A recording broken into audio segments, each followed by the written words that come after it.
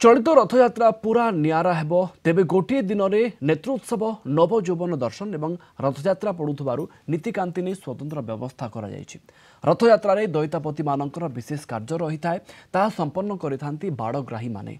Balabhadra rather बाड़ग्राही हेउचंती हलधर दास महापात्र। नुआ सरकार श्रीमंदिर चारिद्वार खोली दे बहुत भल करिसंती बोली कहवा सहित मुख्यमंत्री को धन्यवाद देइछंती हलधर।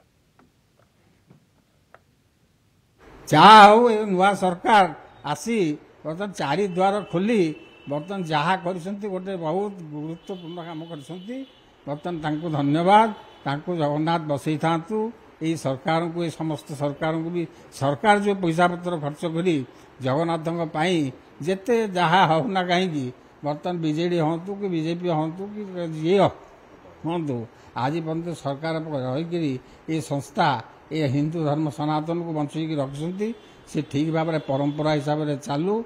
आ वर्तमान जो सरकार आमर अच्छा से बहुत बर्तमान दायित्व नहीं चलला भाया जना पड़ी। आती बर्तमान गोटे देखागला जे चारि द्वार जो बंद थिला ताकू जहाँ मुख्यमंत्री आमर मोहन माझी आसिक बर्तमान ताकू माने प्रथम होकर जगन्नाथ मध्य हाथ दे खोलले मुझे धन्यवाद दूँ।